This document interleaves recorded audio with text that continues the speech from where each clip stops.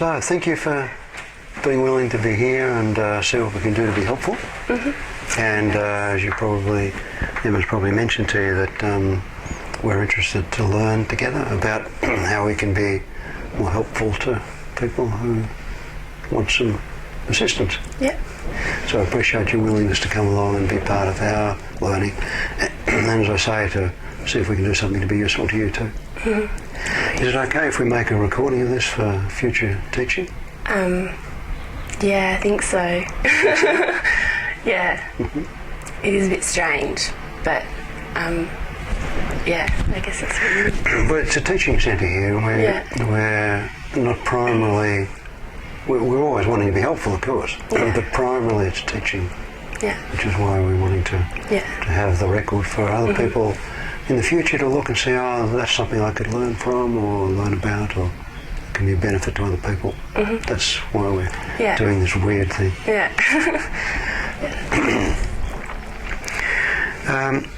So, can you tell us first of all a little bit about what you like to do, what sorts of things that you've been up to recently where, excuse me, where you thought, oh, this is pretty good, this is what I like to do. If I could do more of this, it would be nice.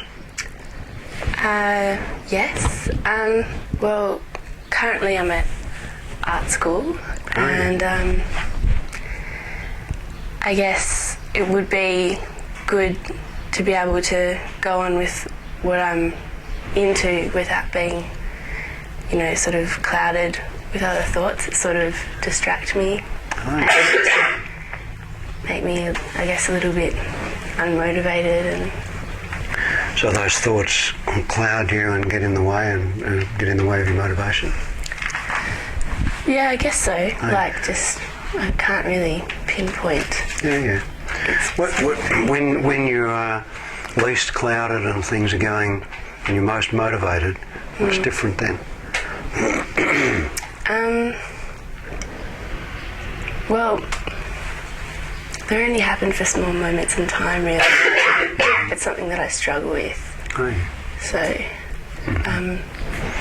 I guess with the fact that they're there for such a short time, that you must be really aware of them. You must really... Yeah, I guess that I have like anxiety and sort of fear of not, like, if I don't do it well, then like I shouldn't do it, and that's like from childhood, so it's not really a recent thing. You've got high standards about that? I don't think it's that. I'm not quite sure what it is, so I guess that's not very helpful. But yeah. So when you're not struggling with this and you're not worrying about the cloudedness and, you know, whether you should or can or what, you're just having fun, you're just enjoying yourself, what sorts of things do you like to do that please you to you? Where there's no struggle? I do party a lot. Party? Yes. And I don't know, that's probably not a good thing, but I like to be with friends and just, Do you say it's not a good thing? I said I don't know if it's a good thing or not. Like, I don't know either, but but you like it. You like being with friends and you like partying. What do you get from what is it about that? I guess it's just like, you know, sharing and enjoying people's company without there being, I don't know. I mean, I think everyone likes to. I think so. Yeah. I mean, for me, when I'm in a situation like that, it's just like fun. It's not, I'm not trying to achieve anything, not trying to reach any goal or achieve anything. It's just kind of like hanging out, just being there for the sake of being there. Yeah. Yeah, and you like that. Yeah. And when you're doing that, you're not struggling, you're not wondering whether you're up to it or something, you just... I mean, I guess I have my moments, when I'm doing it where I feel a bit like, I don't know, so I'm feeling a bit funny and I guess nervous talking. Yeah, sure. Yeah, but I don't know if am I going in the right direction? Like, it's sort of a broad topic, like, I don't know. In our conversation? Yeah. How does it seem to you? Does it seem like... I'm feeling like I should be giving you specifics. Oh, okay. I can't really... Well, don't get too specific with me. I'll start to get a performance anxiety and think I'm doing it properly if you do that. Yeah. So keep it vague, and that way you can fill in the gaps and I don't have to worry so much. Yeah, all right, cool. But there's something about being with friends where, just in general, you can just be with them, and you can be yourself and they can be themselves, and you can party with them. You're not trying to... Am I hearing you right in general? In a broad sense? Yeah. Yeah. And I guess, like, my friends are important to me, and I have really good friends as well, because I haven't, like in the past, they've been like my family, where that hasn't really been there. I've always had my mates. So your friends are your kind of family, if you like. Yeah. Mm-hmm. Oh, nice. Yeah. I don't know whether you know that old saying that said, God gave me my family, thank God I can choose my friends. Yeah. That's a good thing. I think that most of us would have to be careful how I say that in this particular situation, but you probably don't know that Gabriel's mother's here, Jan. So we have to be careful what we say about family. So. Okay. Yeah. Now, if we could do something here that would be useful, what would it be? Something about your thinking, or your clouding, or your motivation, or what would it be? I think I have a lot. Like, the biggest thing that I'm afraid of is probably myself. Oh, yeah. And my mind, and like, I don't know, yeah, and just probably just to feel like excited about what I know that I have and give, instead of just, I don't know, makes any sense. Getting into it in general. Yeah. If you were less frightened, less anxious, and more just okay with yourself, about yourself, would that be? Yeah. And also, like, because I feel like, because I have a fear in my mind, because I do have quite visual dreams and like experiences and stuff, and that sort of plays into everyday life as well. And just, this is one of the dilemmas of being in art. Yeah. I mean, that's, like, it's... I mean, what's real? Yeah. Yeah. It's a dilemma. And, I mean, when you paint something, is that real, or is that when someone looks at something you've painted, or you look at something you've painted, it's not just an accurate representation. It's somehow playing with that and being creative with that, isn't it? Yeah. That's my understanding. I'm pretty ignorant about art, but that's my... Yeah. I guess, I don't know, this may sound bizarre, but I guess what I meant with fear of my mind is sometimes like if I have anxiety dreams or something, I don't know if it's a mental or a spiritual thing. So, and if it were to be spiritual, what would the implication of that be? That you might somehow be foretelling the future, or it might be going to happen, or you might be influencing something, or what? Is that the fear? No.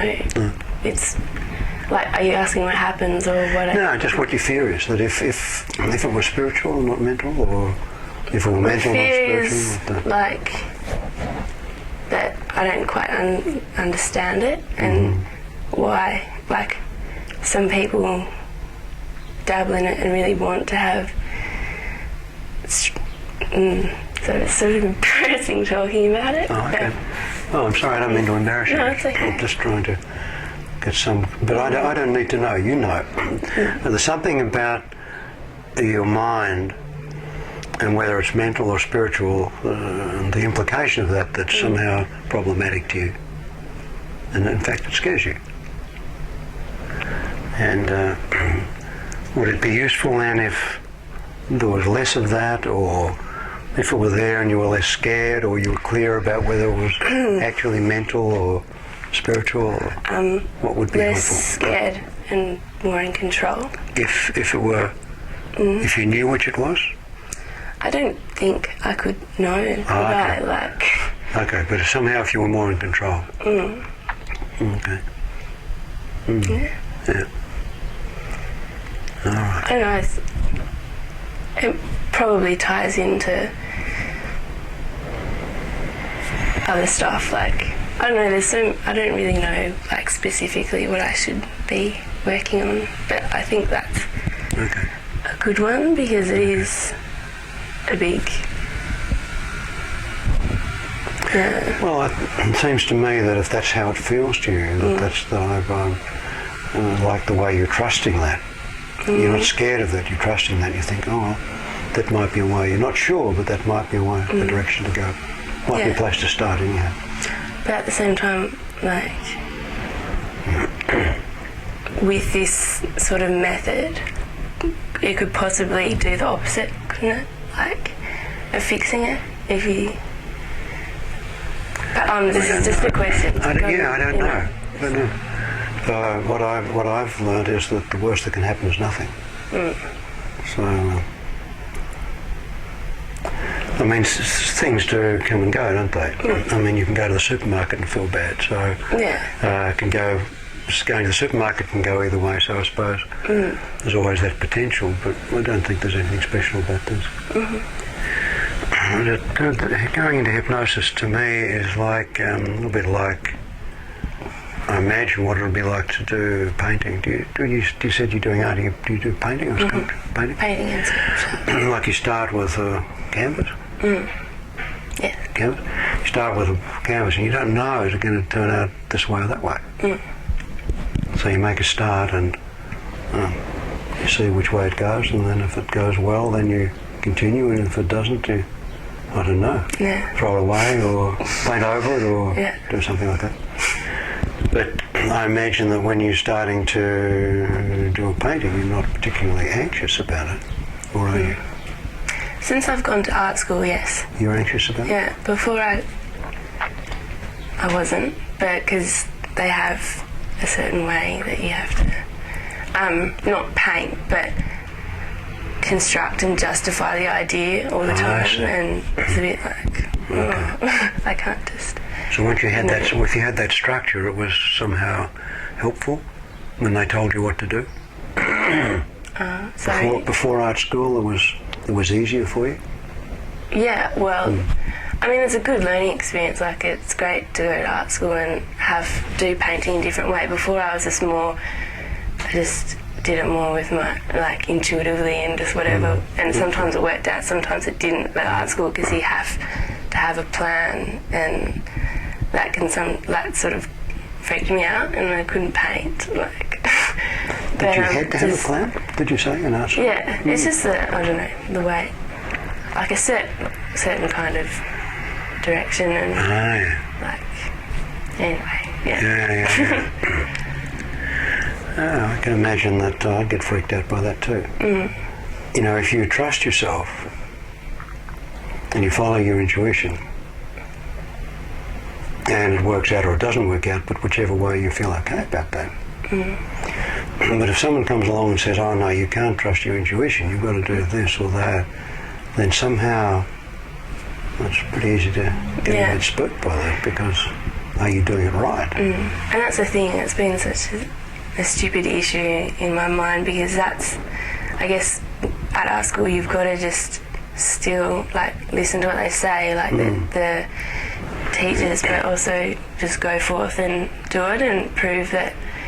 But they criticise you, but that's all part of like doing it. Not criticise you, but is it like challenge you, going, well, why don't you? Yeah, and this is a dilemma. But it's a dilemma. You know, like, you just need to learn at art school to be confident in what you're talking about, and then you're fine. But sometimes I'm just like, oh. So in our conversation here, Beck, I've got some kind of ideas about what might or might not be useful, but I can't really know what's best for you. Yeah. I can't know who you are. Yeah. I can't know so much about you.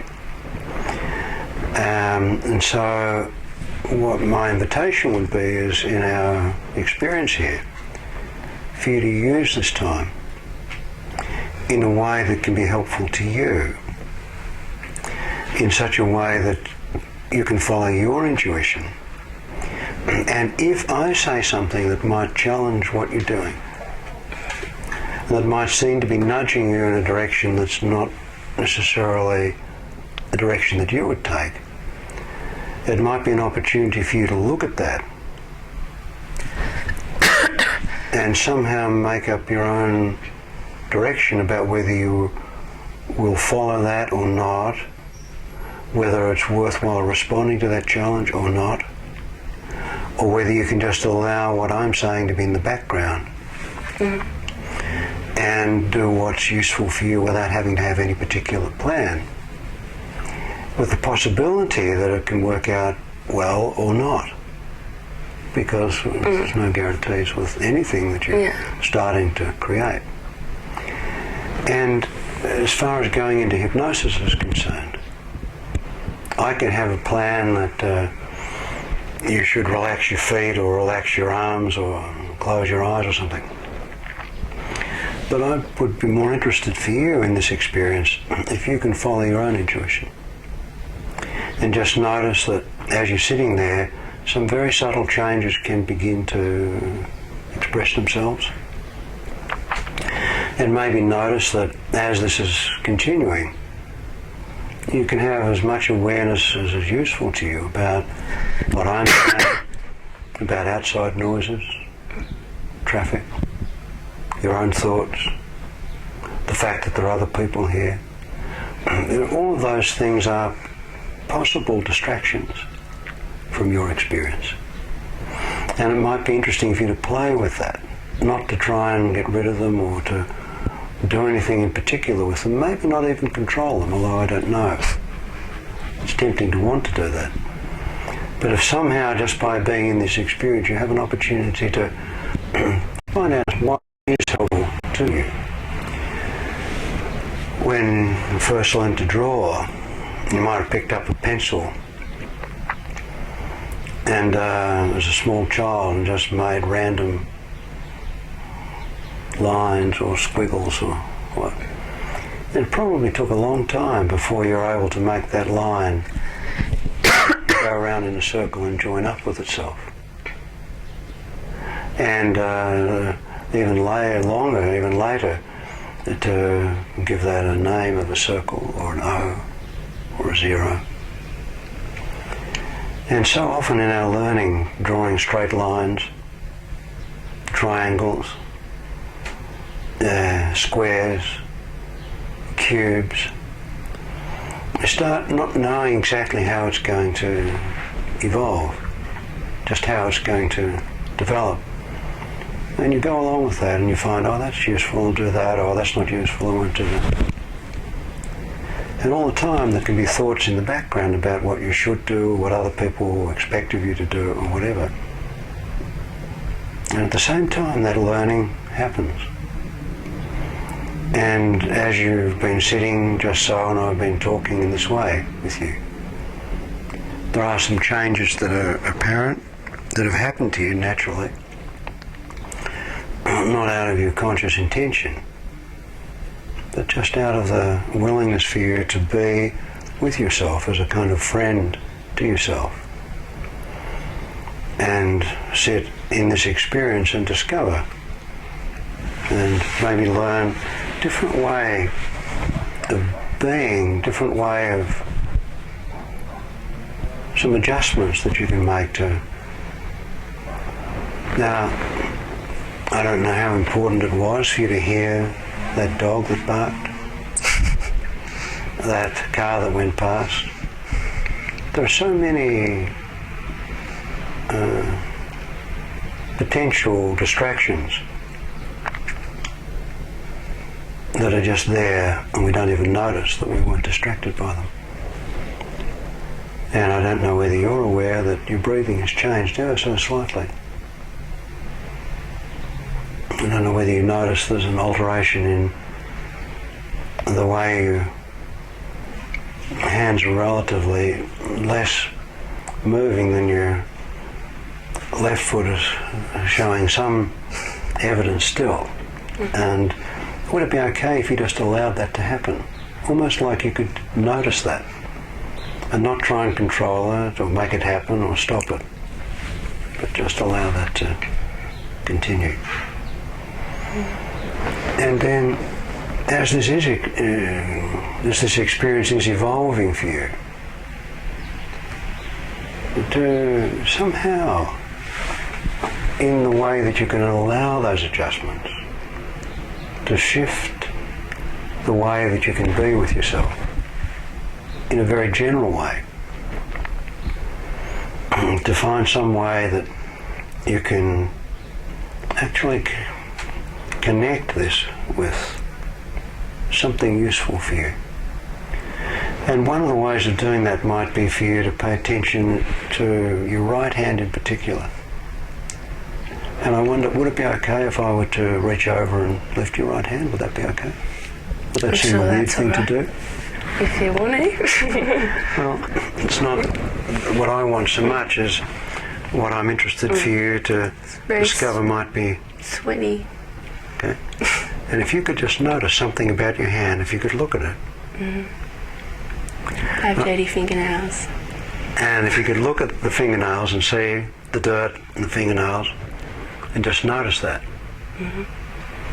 And there may be something weird about that, you might have some thoughts about that, but I'm also curious of how it could be helpful for you if you were to allow that hand as a hand that you know is your hand to be experienced by you, and just notice that it's there. And you can move it intentionally, but I wonder what it would be like for you if you were to just allow it to be there, as if it had a mind of its own, and as if somehow as you look in the general direction of that hand, you might be willing to notice a certain tendency, almost like your hand had an intuition about what would be useful to move towards your face. And you can move it, of course, but also I'm interested for you to see what happens if you don't move it, and notice that it can move by itself. And you might notice that kind of, almost like that anticipation of the hand wanting to move towards your face. And at the same time that that hand is moving, if you could notice that there are a lot of thoughts that you could have, what that means, what the implication of that is, what other people might think, what you should be doing, and you can also just notice that hand. Can I say something? Please. It's disturbing me seeing the cigarette stains on my finger. Would it be more comfortable for you to look at your hand like that? Yeah. Is that better? Yeah. It's nice to know that you can make a small adjustment like that. And suddenly, maybe if you keep your fingers like that so you won't see your nails, would that be better? You can even close your eyes if you want. Yeah, all right. Then you won't have to see your hand. And you can block out everything that's there that you don't want to look at simply by closing your eyes. And there are ways that we can, without necessarily realizing how, block out sounds, block out thoughts, block out sensations, because without you knowing it, you've probably blocked out all of the sensations on your left foot, except if I mention them you can notice them. But it's very easy to not notice the feelings of the soles of your left foot that you could notice, but you can block it out and not notice it. And when I talk about your left foot, it's easy for you to not notice your right hand. And your left foot then is somewhere in your right hand. And there might be some way, Beck, as I'm talking, that you could find yourself somehow becoming absorbed in some part of your experience. Maybe you're breathing, maybe you're thinking, maybe you're wondering, maybe you're exploring. And at the same time, to always have in the background of this conversation that question of what's happening for you and what does that mean for you? Because no one can really say exactly what it is that is there for you at the moment, or how that can be for you in such a way that you really don't know. Just like you don't need to know just when you take a deep breath, just like you don't need to know when you move your hands, and yet you do. And you let all of that happen. And it might be something like the experience of standing, or maybe sitting, in front of a canvas that you're going to paint. Maybe wondering what it is that you're going to paint. Wondering what it might be. And if you were to imagine now, could you do that? That you're going to do a painting now? Does it seem a weird thing for me to ask you to imagine? And so the canvas is in front of you. How big's the canvas? About as big as me. Okay. And if you were to, and are you standing in front of this canvas or sitting? Standing. Standing. Okay. And you look at that canvas, and you're going to paint something. Is it okay for you to not know what it is that you're going to paint? Okay. So you're standing and you look at that canvas, you're going to paint something. You don't know what it is, but you're going to paint something. And how do you start? Do you start with a brush? Do you start with a pencil or charcoal? How do you begin? With this particular painting? Yeah, this one. Sort of like, I don't know what I'm going to paint, but I just feel like slapping some paint in the middle and using my hands. Okay, so you slap the paint. What colour paint are you slapping?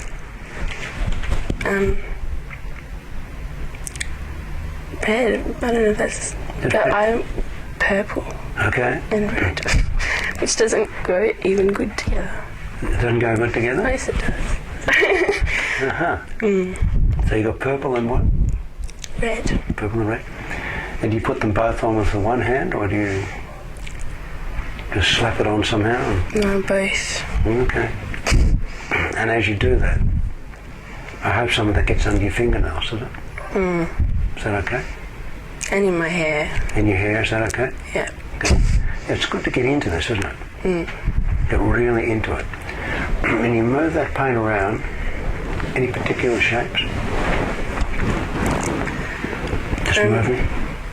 Sort of, yeah.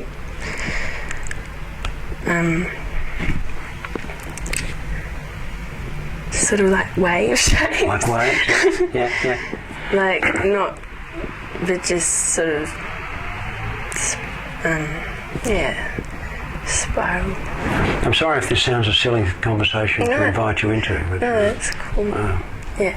But if you're willing to tolerate my uncertainty. Yeah, I'm sorry if I'm a bit like, no, we're just playing. Yeah. We're just playing. Yeah. So like waves, you've got purple, you've got red in both hands, and it's under your fingernails, it's in your hair. Okay. And I wonder if you could somehow, as you're doing that, get really absorbed in it. In fact, find that as you're doing it, the more absorbed you get in it, the less attention you're paying to anything else. It's like you are that. It is you. As if what you are doing and you are the same thing.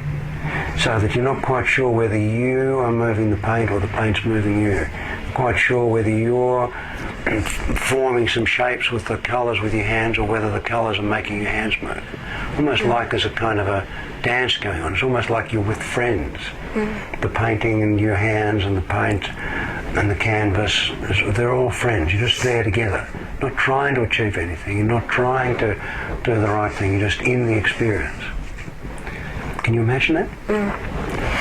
Now, as that continues and you get more absorbed in that, you can get so absorbed in that that you don't need to think anything. You don't need to do anything. You don't need to try anything. You don't need to please anyone. You can just be in that experience. And as you're in that, the more you're in that, the more you can find yourself intuitively doing exactly what works. Because you and your hands and the paint and the canvas, it's all part of the same experience. You know what I mean? Like when you're with friends, it's not like, oh, it's my turn to talk, or I have to be careful what I say. You just can be any way that you are. And as you're doing that, and you get absorbed in that, a whole lot of other things can happen. You can breathe. If you've had breakfast or lunch, you can digest your food, but all of that happens in the background. You don't need to pay attention to that. You don't need to worry about that. It's just a natural process that's happening. And you're absorbed in the painting and the moving and your hands and the purple and the red. Any other colours coming in? Green. Green. Yeah. And lots of blue. Lots of blue. Yeah. And you enjoying that? Yeah, good. Now, would it be okay if, as that's happening, part of the experience that can happen outside of your awareness, because you're so absorbed in that painting, that a whole lot of things could begin to readjust themselves outside of your awareness? In the same way that as you're moving your left hand, there's a subtle change in how your toes of your right foot are to maintain your balance, but you don't need to think about that. As you move your right hand, you don't need to notice that something happens in the calf of your left foot so that you're able to move your right hand without losing your balance. There are a whole lot of things that happen in the background outside of your awareness. But you don't need to think about that because you're absorbed in the painting. And one of the things that can happen outside of your awareness when you're not thinking because you're so absorbed in the painting is a whole lot of thoughts can begin to rearrange themselves, can begin to readjust themselves, can begin to move and change, almost as if as you're doing something out there with your hands on the canvas and the paint and the purple and the red and the grey and all that blue. Brushes now. Picked up some brushes now. Ah, okay. Yeah. Yeah. Now, did you decide to pick up the brushes, or did those brushes say, "Hey, pick me up, here I am"? Well, or did it just happen? Well, I just thought like the spaces between my hand painting would. Okay, you just saw that, and somehow those spaces invited you, almost asked you to pick up the brush and start to do that. And you're able to intuitively respond to that. Now, you're not going to paint around the back of the canvas, around the side of the canvas. There are constraints there. You can't go over the edge. And that's all right, you don't mind that? You have to stay within those edges, is that okay? Yeah, it's okay. Yeah. All right, so all of that's happening, and they've got just one paintbrush? I've got a few. Few paintbrushes, yeah. Okay. So if you can just allow all of that to continue to evolve with your using your hands still, or that just using the paint? Just the paintbrush. Just the paintbrush. Okay, so you can use the brush, and then at some stage, if you want, can you put the brush down and use your hands again and put some more paint? Would that be okay? But you don't have to. But you can if you want to. I might ruin it. Huh? Might ruin it. It's always a possibility. It might ruin it, or it might make it fantastic. You've actually got no way of knowing until afterwards. We're just playing here. Yeah. We're not trying to achieve anything. There's no award that you're working for. No one's going to mark this. No one's going to appraise this. No one's going to criticise it or say what it should be doing. We're just playing.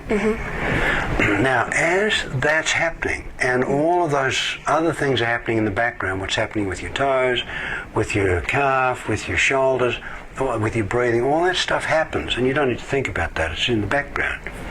And a whole lot of thoughts, memories from your childhood, families, friends, that can all start to merge and move, and they kind of start to blend with themselves. And just as you move that paint around with your hands, so you can move the memories around, you can move the thoughts around, you can move the people around, and like family can become friends, and friends family, and this person can be like, even though you know this person is someone that you're with now, somehow as you're moving their hands and the paint and the brush around, it's as if they are not only here now, but they were there when you were a little kid. And not only the things that happened with your little kid can be here now, like a parent is there, or a brother, I don't know what, can be there on the canvas now. And it's all moving, and it's all in together, and it's all muddled, and it's all blending in together, and all those different shapes and colours. And some of the things you think, oh, they don't go, and then, oh, yes, they do. And sometimes there's a space there to fill in. You don't know whether to fill it in with a friend, or with some from family, or from some present, or from the past, something from childhood, or something from the future. There's a space there. You might pick up a brush, or you might pick up some imaginary situation, and you fill that in, and it might turn out terribly, it might wreck it, or it might be great. You don't know, but you're just in the experience and moving it around and playing with that and seeing all those colours. What are you doing now? What colours are you up to? What you got brushes, or? It's certainly got a bit. It's certainly got a bit dark. A bit dark. Is that all right? Yeah. Okay, so can you make it even darker? Yeah, it's pretty dark. What are you using, black or grey, or black? Okay. Black. Dark purple, some dark red, dark blue, black. No red. No red. Okay. Dark purple, all black. dark. Yeah. And you do all that, can you bring a lot of dark in there, and you don't know whether that dark is coming from your childhood, or your future, or your friends. And that can be there from your hands, or from the brush, or from your thoughts, or from something you're doing with your left foot that you don't even need to notice.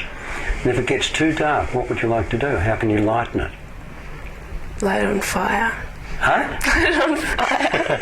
Well, that'll bring some red. But without doing that, how can you leave the canvas as a canvas, and the picture is a picture, and then put something on it so that's, I mean, I don't know about painting, but my thought was, oh, just get a tin of white paint and splosh that on. That might lighten it a bit. But what could you do? That's not a very artistic thing to do. What could you do that would help to lighten this? Well, hopefully it's acrylic paint, so it dries quickly. Okay. All right. But, well, we're just playing, so we can make it any kind of color. Make it instant drying. Dries very quickly. It's already dried. So what do we do now? Too dark. What do you want to do? I have to paint it again. Okay. So what do you want to paint it with this time? White and light, like lavender colours, I reckon. Lavender? Okay. And are you putting this on with your hands, or brush, or what? Putting it on with a big roller. Big roller? Okay. And is that going to cover the whole canvas, or how do you know where to put it?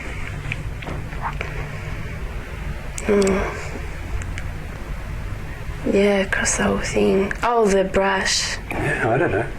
You're doing it, not me. I don't know what I'm talking about. Yeah, we're going to try and cover the whole thing. You are? But it's going to take a few coats. Okay, so have you got time to do that? Yeah. It's instant drying. Yeah. Okay. So you've given it a few coats, and it's now lavender? How's that look? It's covered. How's that look? It's pretty nice, but quite boring. Yeah, it's nice but boring. Now, there's a lot of black stuff underneath. Could you scrape through some of the surface and get to some of that? Okay, just enough to make it interesting. Yeah. What do you do that with? How do you scrape through the white with? The lavender, how do you... I guess I use my dirty fingernails. Okay, well, that's where that stuff came from. Let's say you got it under your fingernails. And so there's going to be some lavender under your fingernails. Okay. So you scratch that, and you're making a shape or a form? I'm drawing a figure. A figure? Okay. Yeah. All right. And you know that as you do that with your fingernails, you can create the figure that you want to create. you can shape that figure in any shape that is pleasing to you or of interesting to you. And any time you shape that figure in a way that isn't pleasing or isn't interesting or is boring or is too dark, you can just paint over and do it again. Mm-hmm. Is that agreeable? Yeah. Okay. So how's it taking shape now? What's it looking like? You got lavender, and there's a bit of black coming through in the shape. Well, the figure, like on the big canvas, the head sort of, like the person's sort of bent, not bent, but sort of curled, and one arm is stretched up to the top left corner, and the other one stretched out to the bottom right hand corner. Okay, yeah. And what's the mood? Look all right or not? I think that I should have done something a bit more positive. Oh, what's wrong with being? You can do anything. We're just playing here, not. Yeah. So this is not very positive. What's it? No, when you look at the mood of it, it's just like sad or I don't know, pain or agony or what? Suffering? Or probably. bit of suffering? Okay. So it's good to know what that looks like, isn't it? There are some people who go through life and they don't suffer, and they're very superficial. So it's good to know that suffering is one of the colours, one of the emotions that we can paint our lives with. But you look at this and you think, is this an okay one, or would you like to do something different? The painting. I'd like to put a bit more on it. Okay, how would you do that? Do you need to paint over it, or can you? No, I just like to put some cool dot patterns. Okay. Yeah, are you doing that? What are the dot colours? What are the patterns?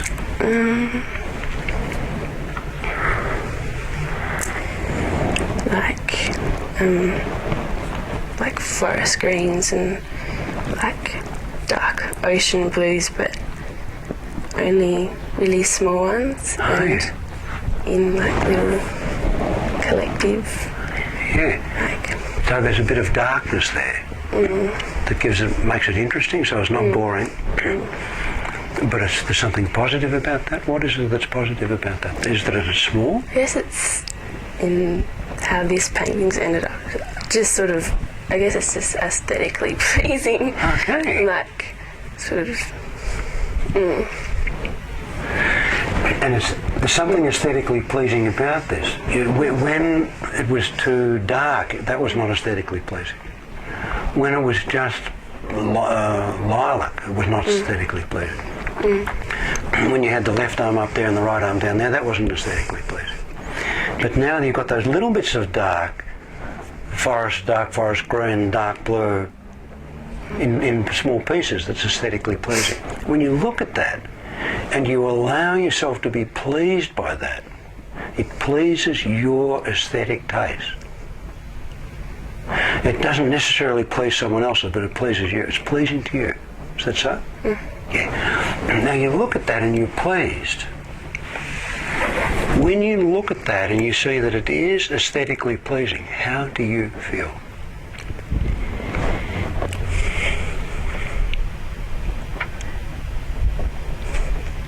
Does that feel okay?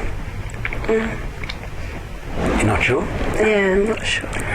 Well, how could you hold that so that you look at the painting and you can see that it's aesthetically pleasing, and at the same time you could have some other thoughts about what this person might say, what that person might say, whether you should, whether you shouldn't, whether you could, whether you couldn't, whether you ought, and all those kinds of rubbish things that we all think, yeah? Do you ever have thoughts like that? Yeah. Yeah.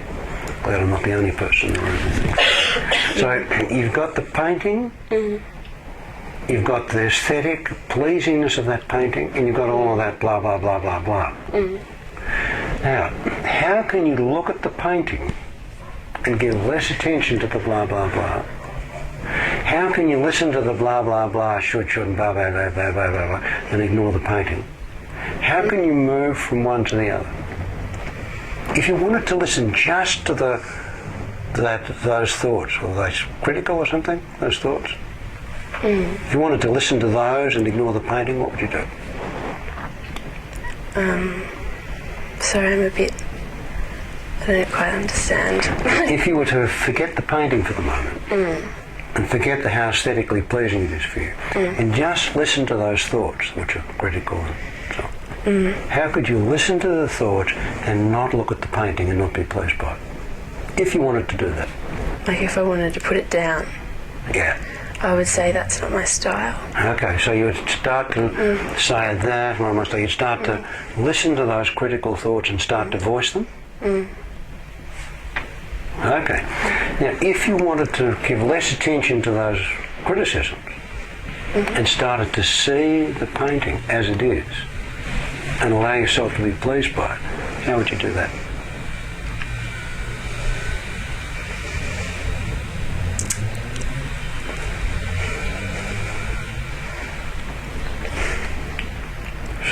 Difficult question.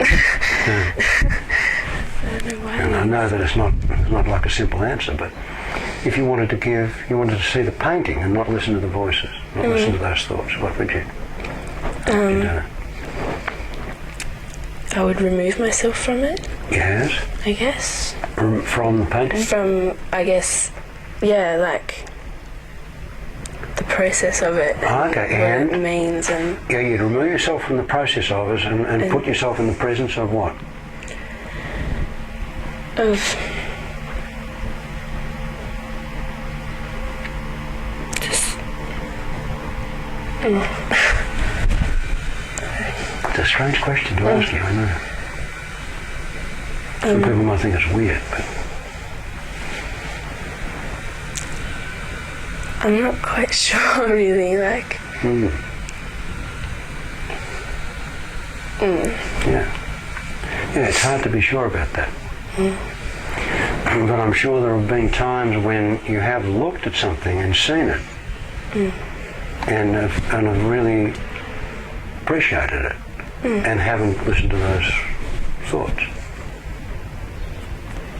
And I'm sure you do that so often that you probably don't even realise it. You do it so well that you don't notice. Just like you don't need to notice when you're breathing. Just you do it so naturally. But I'm just wondering if there's something that you can notice about this painting when you look at it and you see it and you're not thinking about how it could have been or how it shouldn't have been or blah, blah, blah, blah, blah. But you're seeing the painting as it is. You look at it, you see it. I know when I do something like that, the way that I can get away from the criticism is I can look and see what's there, appreciate what's there, see something of the texture of what's there, and not think about what it isn't or what it should have been. That's how I do it. But you would do things in your way, I'm sure. So, can we come back to this painting? Yeah. Here it is. How can you look at this painting and see it? It's here. Here it is. And here's the background, here's the size, here's the shape. Here's the line, here's the outline. Yeah. And here's the little bits of blue, little bits of... It's exciting. Huh? It's exciting. It's exciting, yeah. So you let yourself be excited by seeing what's there. Is that okay to do that? And can you notice, without needing to put it into words, just what it's like for you to do that? There's a strong emotion for you about that. You look at that. And the important thing, Beck, is to know that anything that I'm saying is way less important than the way you can make your own sense of this. There may be some things that I say, however well intended, that might be unhelpful.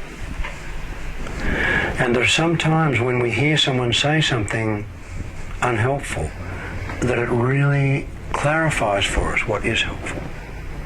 So I'm not asking you in any way to go along with what I'm saying, as if I would know. How could I know? But to have the idea that somehow, actually, I would say, more than you realise, you know how to pay attention to, for example, this painting. And you've had more practice in that than you realise. And you also know how to pay attention to those thoughts and not see the painting. And does that make sense when I say that? Without not just being polite and going along with what I'm saying? Does it make some sense? So I can see it for what it means and also for what it is. Yeah. That's a beautiful distillation of what I was trying to get to. Yeah. And what it is and what it means are two very different. They're related, but they're different. And if you try and work out what the painting means, you can't see it. You have to remove yourself, as you said. But if you can see what the painting is, then you can be removed from the meaning and what that's all about. And it's nice to know that even though those two things are related, they are very separate. They can be good friends. They can even be related. But they are different. I know someone said about one of my children that they had this person's eyes and that person's face and that person's hair and so on. And I remember saying, actually, they don't. They've got their own hair, their own eyes, their own face. Just because they came from a certain place doesn't mean that that's how they are. They are how they are, no matter where they've come from, what that means. So there's something about that painting and what is there and what it means, that when you put it in such clear, simple words, is that something that you can connect with? That's something that you can see? The clear, the words. Yeah. Which words? Seeing painting, seeing what's there, and comparing that with looking at the meaning. You can see what it is. You can see what it means. It is what it is. Always. And what it means is something very different, and there'll be a lot of different opinions about that. And if you can look at this painting and see that it is what it is, and know that you can also look and see what it means, and if you can do that with this painting, which is not real, you can do that in any aspect of your life, really. With your friends, with your art, with your painting, with this experience, even with those tears. Because your eyes can be moist, and that's how they are. What does that mean? Something very different. And would it be okay for you at this moment to notice that your eyes are moist? And just notice that they are. And perhaps see that you could wonder what that means, but you don't need to go there. You can just notice that they're moist. Is that agreeable? Would you like a tissue? Yes, please. Because sometimes if your eyes are leaking, or your nose is leaking, it's good to have a tissue. Yes. But it may just be that when there's moisture there that you want a tissue. It doesn't have to mean anything in particular. And there are some people, you know, who, if they have leaking eyes or a leaking nose like that, they'll have to have years of therapy to find out why. What does that mean? It might just be that you've got leaky eyes for the moment. Now, you and I haven't met before. You don't know me. And I can imagine that it must be a very strange experience for you to come and sit here and have a conversation with me in front of a group of people. You know Emma, but you don't know the other people, and videotape and so on, and not even know what to talk about or what would be useful